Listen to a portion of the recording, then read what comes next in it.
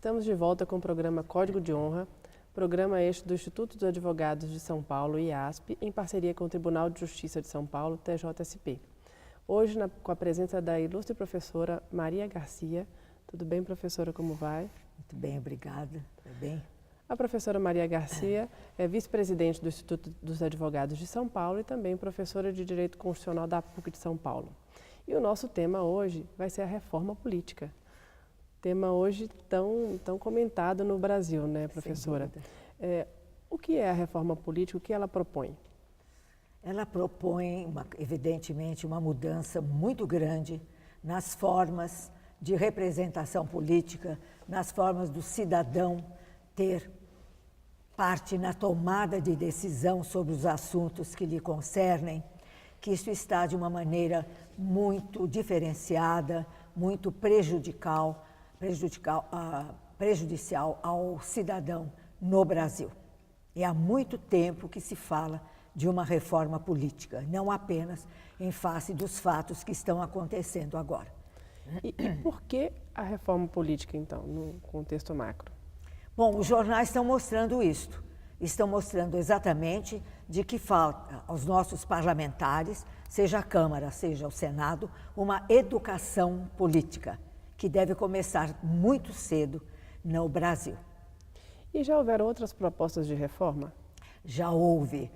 Nos anos 60, em 1963, o professor da PUC, José Horácio Meireles Teixeira, um imenso jurista constitucionalista, ele foi partícipe de uma comissão de reforma política. Escreveu um estudo sobre isso, que não foi publicado, é publicado pela Prefeitura, ele era procurador da Prefeitura de São Paulo, um estudo profundo, com propostas muito importantes de reforma política, que evidentemente foram devidamente engavetadas. E como é o nosso atual sistema, professora? O nosso sistema atual é o sistema proporcional.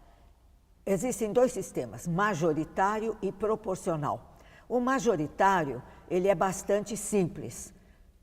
O candidato que tiver maior número de votos, este será empossado, este passará a representar.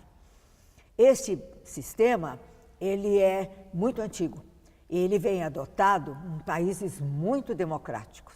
Inglaterra e países de língua inglesa, Estados Unidos, Canadá, Austrália, adotam um sistema majoritário. Maior número de votos venceu a eleição. Os demais votos são desprezados. O sistema proporcional, ele foi criado bem mais recentemente com a Constituição de Weimar, de 1919, na Alemanha, e foi adotado por nós na Revolução de 30, na Constituição de 1934, confirmado em 46, mas, segundo Meireles Teixeira, um sistema muito mal colocado, muito mal representativo da cidadania, o pior dos sistemas, segundo Meireles Teixeira. E eu acredito que a prática brasileira tenha demonstrado isto. O sistema proporcional é o seguinte: o partido vai ter nas casas representativas, Câmara e Senado, número de cadeiras proporcionais aos votos recebidos pelos seus candidatos. Como se pode imaginar, no sistema majoritário podem existir poucos partidos. Aquele que tiver maior número de votos, venceu. No sistema proporcional, nós notamos o contrário, um grande número de partidos, um grande número de candidatos para o partido obter aquela votação que ele deseja para ter cadeiras no Congresso Nacional. Resultado, sistema majoritário, poucos partidos, Inglaterra 2 partidos, Estados Unidos 2 partidos, que resumem em si todas as tendências. No Brasil, um número enorme de partidos, com as tendências multiplicadas e, evidentemente, que, como resultado, aquele candidato no qual você votou não vai ser necessariamente aquele que vai ser empossado no cargo. Então, a gente vota num e quem vem a ganhar é outro. Por quê? O sistema é proporcional ao número de votos que o partido ganhou. E acaba havendo realmente uma série de distorções. Distorções e dispersões. Sim. A reforma, então, que a senhora acha ideal seria a reforma partidária. Partidária, do regime eleitoral e partidário. Tá. Regime eleitoral e partidário. Menor número de partidos, partidos mais representativos. Veja bem, quantas representações nós temos no Brasil? Na verdade, segundo a teoria, os grandes teóricos da ciência política, existem duas tendências, direita e esquerda. Pode-se admitir o centro, que traria as melhores ideias da direita e as melhores ideias da esquerda. Se bem que há um Diverger, que é um grande teórico francês, que ele diz que só duas tendências. E as opiniões diversas de direita e de esquerda aglutinam-se apenas nessas duas tendências. Eu acho que um centro poderia existir, um centro, com as melhores ideias de cada parte. Mais do que isso, é impossível, não existem tantas ideologias. Então, o que vai acontecer? O cidadão, ele não sabe muito bem no que é que ele está votando. Tantos são os partidos. Então, há uma dispersão de ideias que, afinal de contas, são impossíveis de existir. Direita, esquerda, eventualmente centro. E essa questão da reforma do voto majoritário, ela hoje tem repercussão no Brasil ou não? Tem alguma repercussão. No próprio Instituto dos Advogados, nós estamos estudando, fizemos proposta de reforma política e essas tendências foram assinaladas. Sim, nota-se uma grande discussão a respeito disto. O grande problema brasileiro é o problema educacional. O cidadão não sabe dessas coisas. Ele não é instruído a respeito disso de uma maneira adequada. Ele não é instruído. Então, ele é levado pelas circunstâncias. Mas é que esse sistema proporcional ele é tão complexo que é difícil mesmo das pessoas entenderem. Mesmo nós, da carreira jurídica, temos dificuldade de entender. Imagina o cidadão comum. E por isso, talvez, eles deem tão pouca importância ao voto. Né? Sim. Até porque não entende, sabe que vai votar em um e o outro que vai assumir. Isso mesmo. Outro problema é o fundo partidário, não é?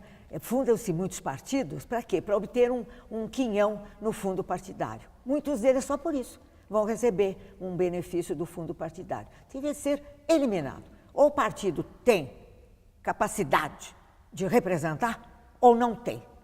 Porque ele pode receber contribuição popular dos cidadãos. Um partido pode receber, eu posso contribuir para um partido. Então, eles seriam mais representativos sem o fundo partidário, que é dinheiro do cidadão. E nesse estudo feito pelo IASP que a senhora mencionou, em que se propõe o voto majoritário, que se estuda a possibilidade do voto majoritário, existiria então uma limitação ideal para 2 partidos apenas, 2, 3 e Isso só? mesmo, sem dúvida. Eu mesma me pediram e emiti um parecer a respeito de pontos básicos da reforma política. Isso para a senhora é o centro do problema? Sem dúvida, a partir daí. Porque a representatividade é a pedra de toque da democracia. É exatamente quando o cidadão e o governo estão juntos, através de um partido. Então, o excesso de partidos não representa nada. Você acaba votando num amigo porque é seu amigo. Mas que partido? Partido XYZ, não representativo das ideologias básicas que nós conhecemos até hoje. E o que mais decorre da reforma política? Bom, há muitas medidas a tomar. Por exemplo, no advento da Constituição de 88, falou-se muito no recall. O recall é a revogação de mandato. Assim como na área jurídica, um cliente pode revogar o seu mandato, acertando com o seu advogado e nomear outro, enfim, fazer o que quer, na área política deveria haver a mesma, porque o que nós emitimos é um mandato. Mandato é uma palavra latina que vem de manus dare. Então, você tem de estar de mãos dadas com o seu candidato. E para isso precisa existir representatividade. Ele nos representar efetivamente. Daí a necessidade de número menor de partidos, e daí a necessidade de educação política e de necessidade, nessa reforma, estabelecer-se o recall. A possibilidade de qualquer cidadão revogar o mandato que ele outorgou. Evidentemente, mediante um processo em que as partes vão se manifestar, processo judicial de revogação do mandato. Outra medida é o voto distrital. Nós não temos voto distrital. O sistema alemão, ele é misto, é parte proporcional, parte distrital. O que é o voto distrital? O seu candidato tem de sair do seu distrito, do bairro ou bairros, vários bairros formando um distrito em que você mora. Você sabe onde é a residência dele, você sabe, eu vou brincar um pouquinho, se ele tem cachorro, você sabe se ele registra os seus empregados, conversando, você sabe quem ele é. Então, é um voto consciente, o voto distrital. E isso ajuda muito na representatividade.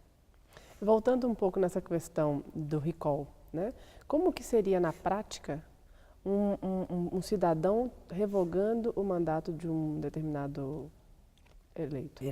Isso teria de haver um processo do recall, evidentemente, né? Primeiro, você provar que efetivamente você é daquele distrito pelo qual aquele candidato foi eleito. Como o voto é secreto, ninguém sabe o seu voto, só você. Então você demonstra, acredito eu, viria uma lei regulando o recall.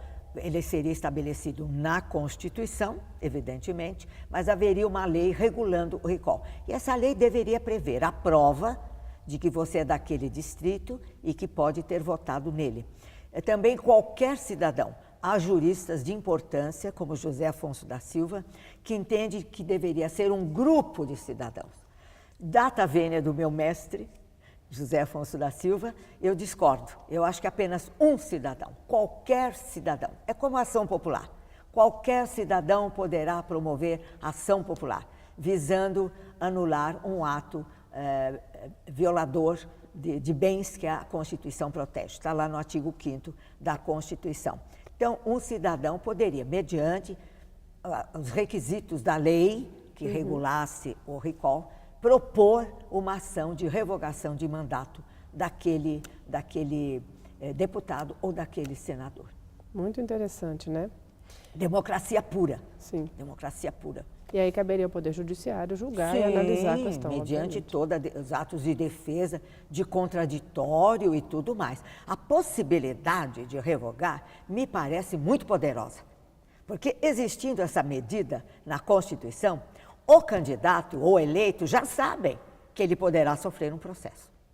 E mais ainda, não mediante a suspensão do processo, como hoje acontece. Hoje há muitos representantes eleitos que estão com processos. 7, 8 processos em andamento. Mas como existe a possibilidade de suspender o processo, está previsto na Constituição e isso precisa ser mudado, as pessoas vão cumprindo o seu mandato com todas as regalias que isso traz e tem processos pendentes. Como se explica uma coisa dessas? Eu mesma já me manifestei várias vezes sobre essas prerrogativas. Tem que ser tiradas da Constituição. É contra o princípio republicano. Prerrogativa. Está sofrendo o processo, vai responder ao processo. E não suspender o processo. Sim, sem dúvida nenhuma. Senão a gente ia cair nos problemas que a gente está vendo que estão acontecendo hoje em dia. Há aí muitos representantes, está nos jornais, com vários processos pendentes. Qual a natureza dessa representação? É uma representação viciada, que não vai dizer que o processo já de per si vai cassar um mandato. Não, mas é um processo.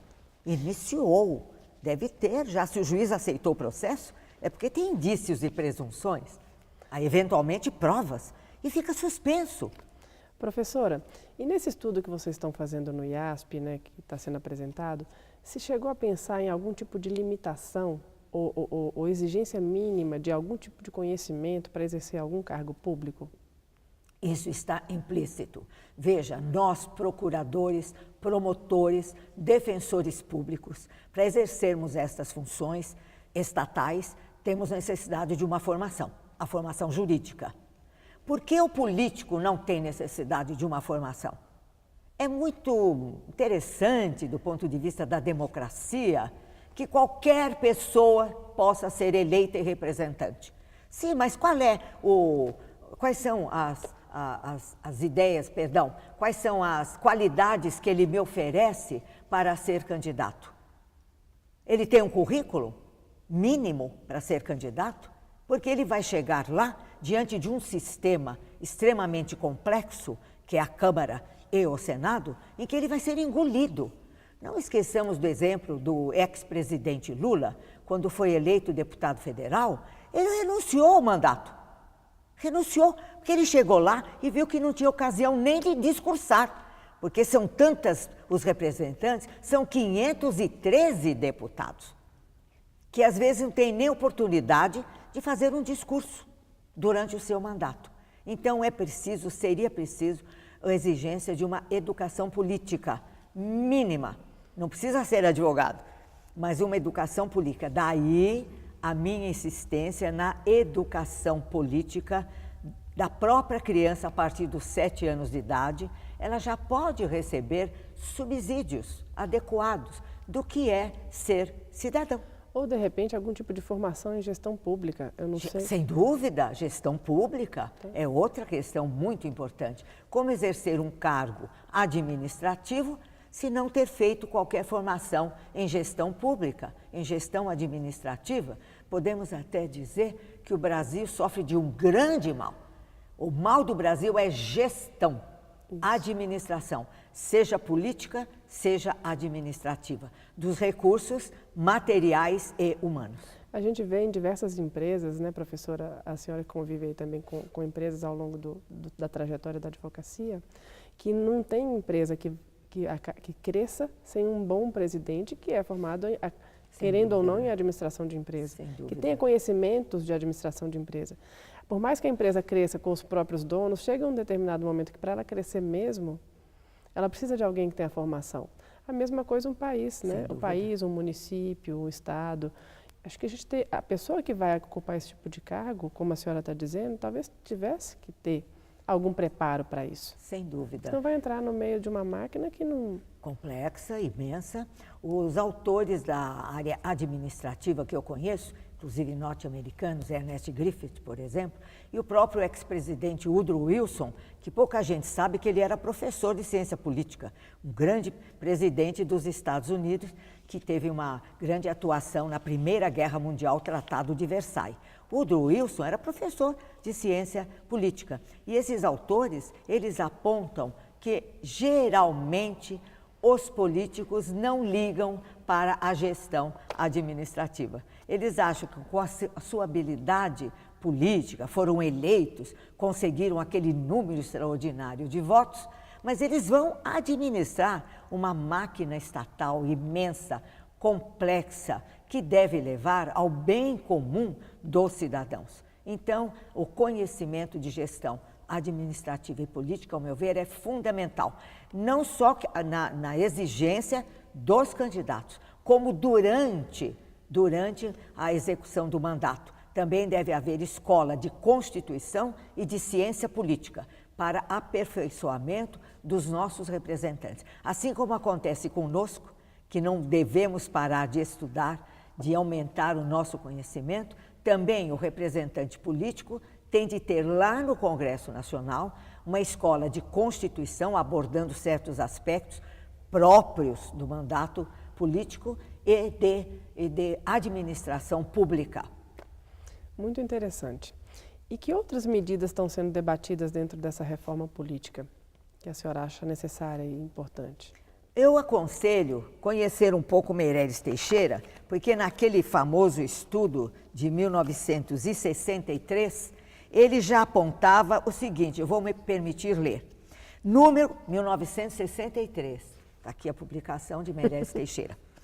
Número excessivo de partidos. Designação de candidatos com capacitação.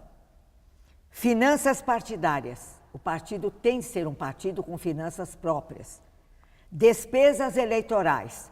Não permitir esses milhões que se assinala para os candidatos.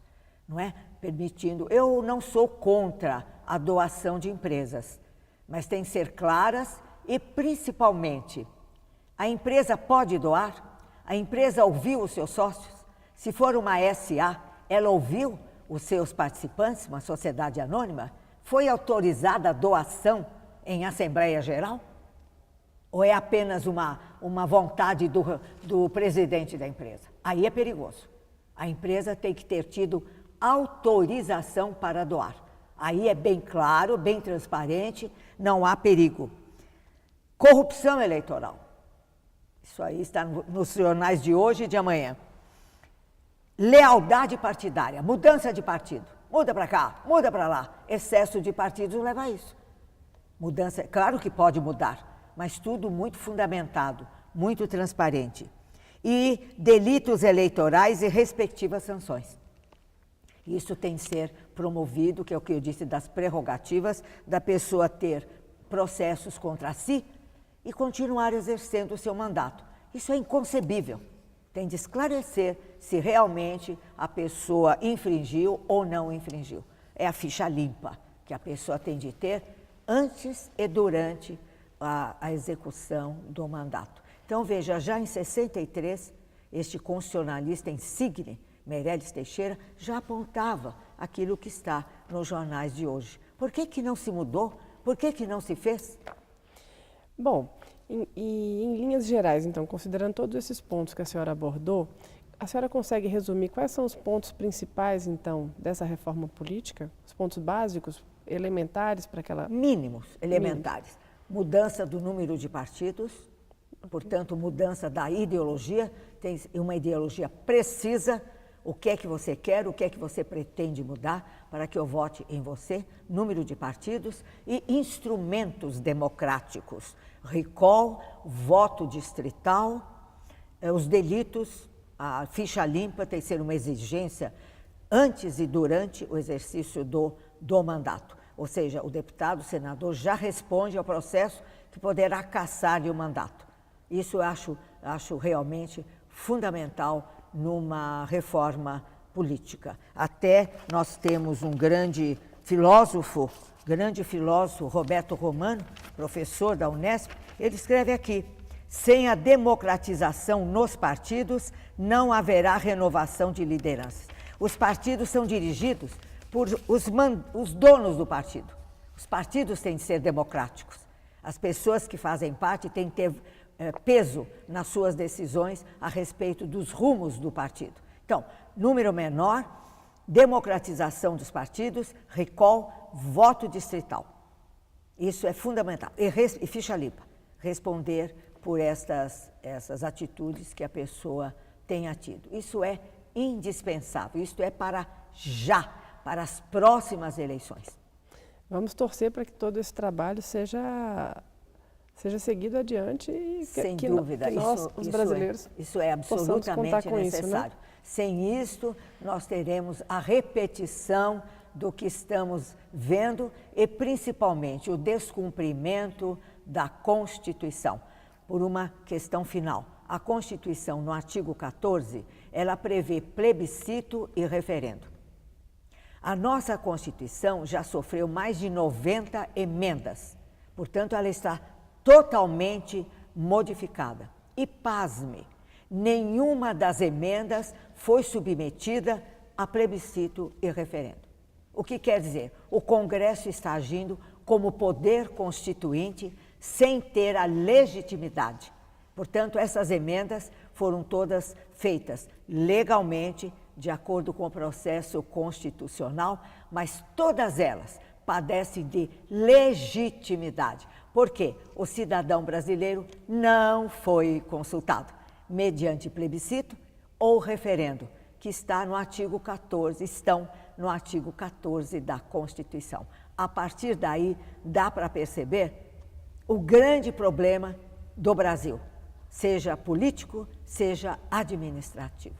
Nossa, que impressionante isso, hein? Realmente...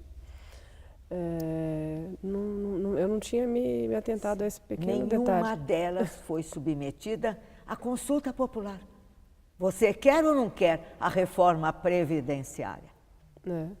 Você quer ou não quer que se modifique o artigo tal da Constituição? Sendo gravado.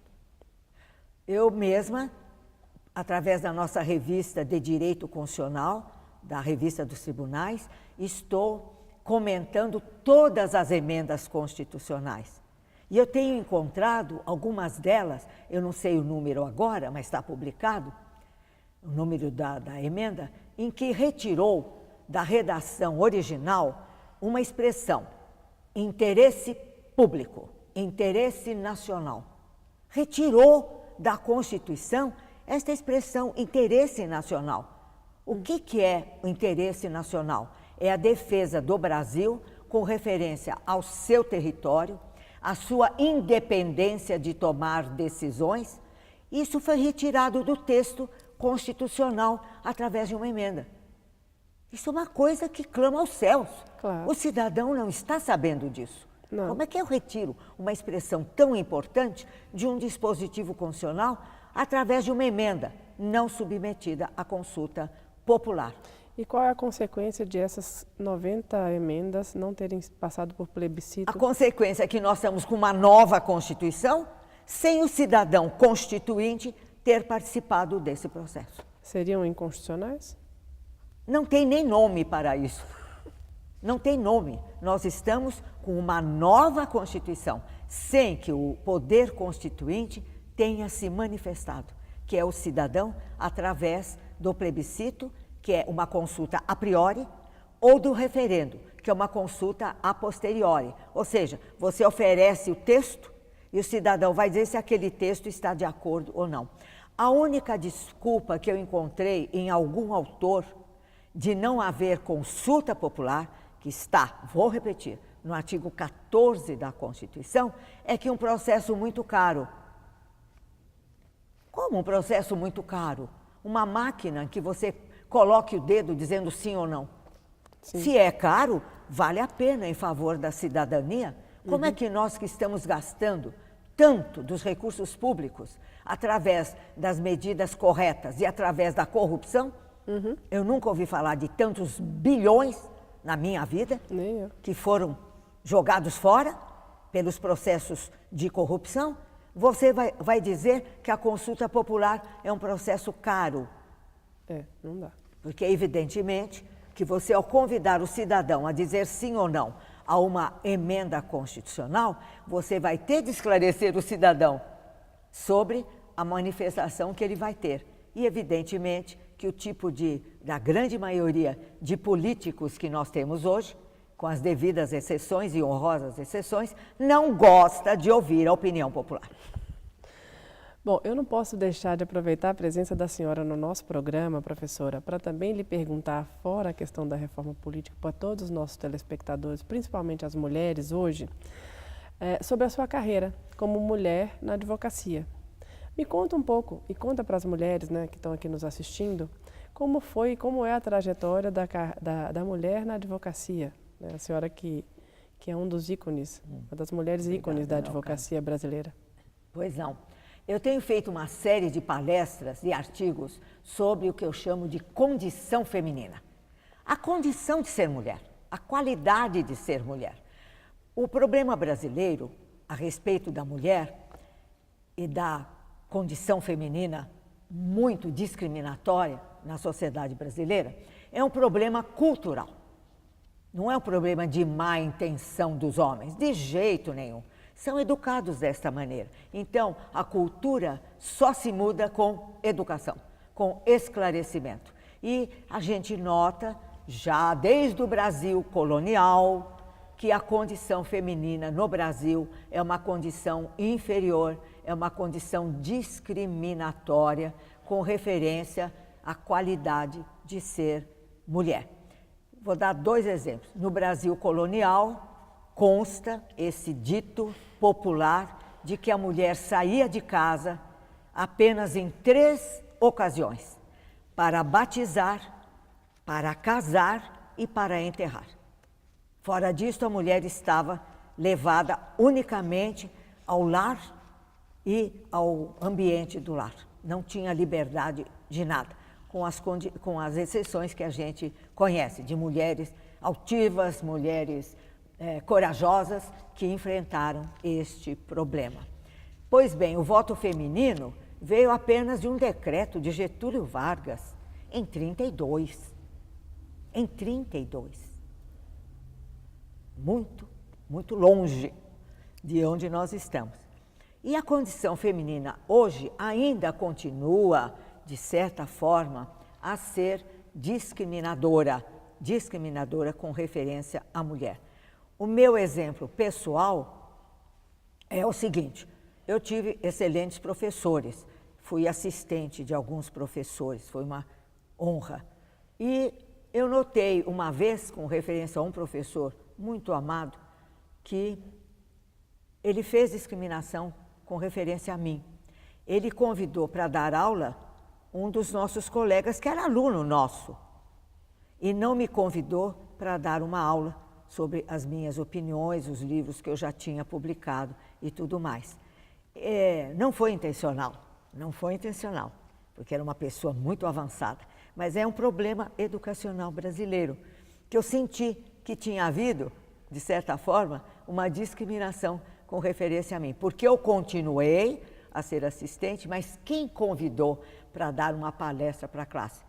Um homem, aluno brilhante, mas um homem. Eu teria muita coisa também a dar em aula, mas sofri essa discriminação. Na carreira de procuradora, também aqui e ali, você notava uma diferenciação de assumir certas posições e ser chamada ou não a assumir certas posições. Mas uma delas eu posso citar um exemplo pessoal. Eu chefiei vários setores da minha procuradoria. Um deles eu fui chamada a chefiar contra a minha vontade. A senhora, a partir de tal, vai ser a chefe e tal. O outro chefe não sei o que tinha acontecido, nem quis saber. Eu disse, mas olha, eu acho que vai ser difícil, porque o atual chefe vai ser meu subordinado. Isso vai ser, não, a senhora vai porque é necessária, a senhora está sendo necessária em tal setor. Lá fui eu, primeiro dia, como chefe. Eu estava em outro setor, fui chefe daquele setor. Cheguei na sala, cumprimentei, bom dia, não tive resposta. Cada um na sua mesa, trabalhando, de cabeça baixa, não responderam. E, fato inusitado, debaixo da minha mesa tinha um despacho. Você sabe o que é um despacho? Já viu em certas esquinas um despacho? A gente sabe o que é um despacho. Então, embaixo eu fui sentar e verifiquei embaixo da minha mesa um despacho. Todo brasileiro sabe o que é um despacho, para afastar maus espíritos. Eu não fiz nada, chamei o contínuo, falei, o senhor faz favor, pode levar isto embora e jogar no lixo? Não fiz escândalo, discrição. Uhum. Não fiz escândalo, não foi gritar com ninguém, como que isso está embaixo da minha mesa? Então você vê uma discriminação pelo fato de substituir um homem, que era o chefe, e assim, de cima para baixo, eu fui designada e tive de ficar. Fiquei bastante tempo lá, consegui conquistar muitas amizades lá, mas sempre houve uma certa discriminação com referência à minha situação de chefe do setor. E eu estou falando de uma procuradoria jurídica. Imagina o que deve acontecer por aí.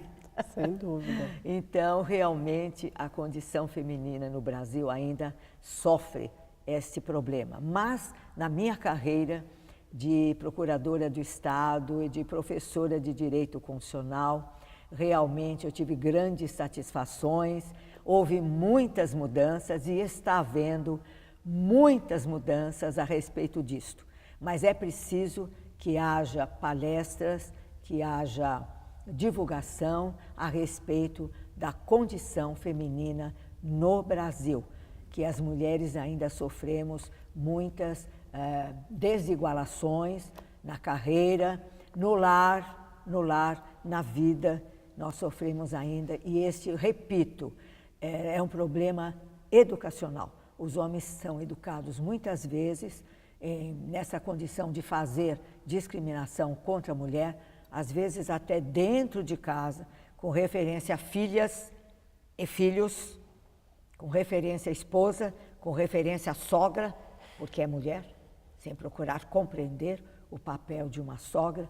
E isto precisa ser muito debatido, esclarecido e divulgado, e não simplesmente culpar os homens a respeito disto. Bom, o nosso programa está se encerrando agora. Achei fantástica a entrevista que a senhora nos deu Muito hoje. obrigada. Lhe agradeço bastante. Eu que agradeço profundamente. Em nome do Instituto, do Tribunal de Justiça de São Paulo, do Instituto dos Advogados de São Paulo. E o nosso programa se encerra daqui a 2 minutinhos. Eu queria saber se a senhora tem mais alguma consideração a falar para os nossos telespectadores. Eu tenho só de parabenizar o seu trabalho, o trabalho do Instituto e do Tribunal de Justiça. Realmente eu fiquei admirada desta sua campanha, dessa sua área educacional, porque atualmente eu tenho 2 grandes interesses na minha vida, porque eu acho que são os interesses fundamentais da sociedade, família, e do país, a educação, inclusive a educação política. Muito obrigada, professora Maria Garcia, mais uma vez. E nós encerramos agora o nosso programa Código de Honra.